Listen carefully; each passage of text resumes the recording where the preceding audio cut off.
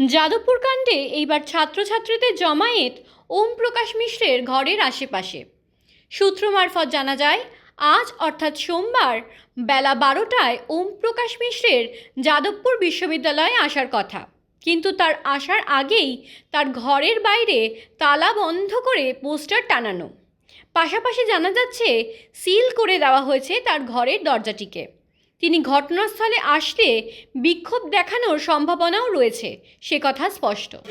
ওনার সঙ্গে কথার উপর ভিত্তি করে আমার চিঠির উনি জবাব দিয়েছেন। গতকালকেও একটা চিঠি দিয়েছি, আমি এসেছি, আসার আগে ওনাকে আমি জানানোর চেষ্টাও করেছি এবং আপনাদের সবার কাছে কৃতজ্ঞতা প্রকাশ করছি, কারণ কি আপনারা সবাই এসেছেন আর এটা রেকর্ড করেছে যে আমাকে প্রিভেন্ট করার চেষ্টা হয়েছিল, কিন্তু আমি হাত জোর করে আমাদের স্টুডেন্টদেরকে বলেছি যে আমি তোমাদেরই অধ্যাপক, তোমাদেরই শিক্ষক, আমার কাছে তোমরা প্রতিবাদ করেছো, খুব ভালো কথা। এই প্রতিবাদটা বিভাগীয় প্রধানকে করো, এই প্রতিবাদটা জায়গাটা ভাইস চ্যান্সেলরের কাছে রাখো।